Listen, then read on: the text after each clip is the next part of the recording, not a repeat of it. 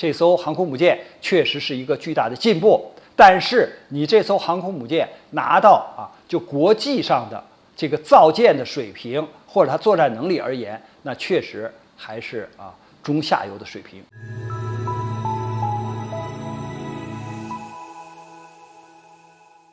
大家好，我是曹卫东。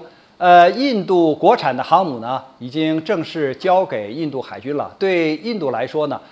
这既是一个非常大的喜讯，但实际上呢，又带着一个巨大的问号。因为印度的这艘航空母舰呢，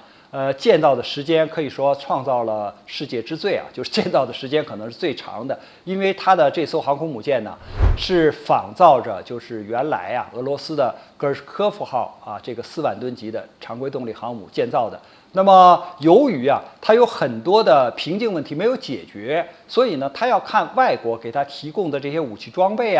还有设备的情况来决定自己的这个航母的建造进度并不是说他想什么时候就能够按照自己的节点完成。因为这个特殊钢材你要依靠俄罗斯的，那俄罗斯没给你这种特种钢材，你就造不了这个舰体。那么如果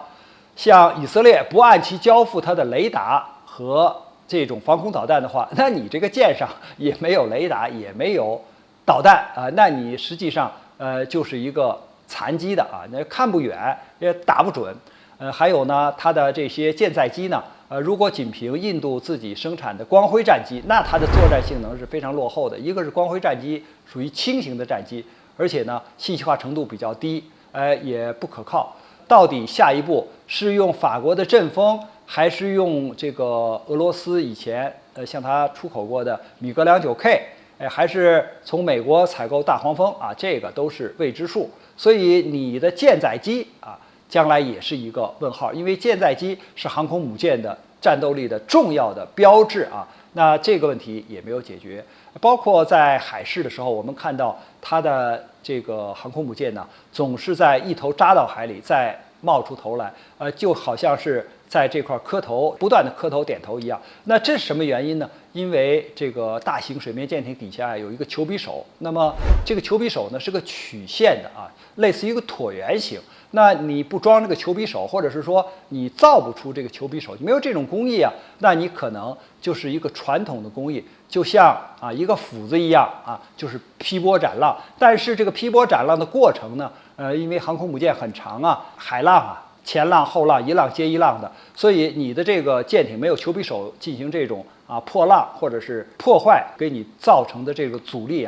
你就会出现这个点头扬头点头扬头这种情况。舰艇左右摇摆叫横摇，这个呢前后上下的叫纵摇。那你这个老是纵摇这么厉害的话，官兵在上面老是处于这样一种状况，他的生理或者心理承受力它受到很大影响的。也就是说他正常工作的时间就会缩短，那这个实际上也是对战斗力的影响。所以尽管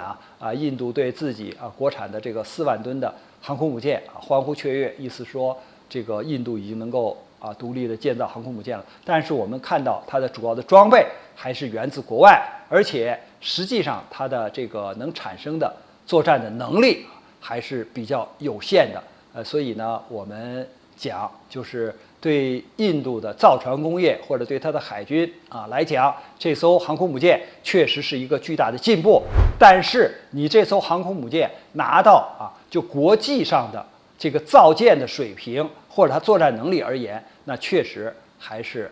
中下游的水平。关于这个话题呢，我们今天就聊到这儿，感谢大家观看本节目，我们下期节目再见。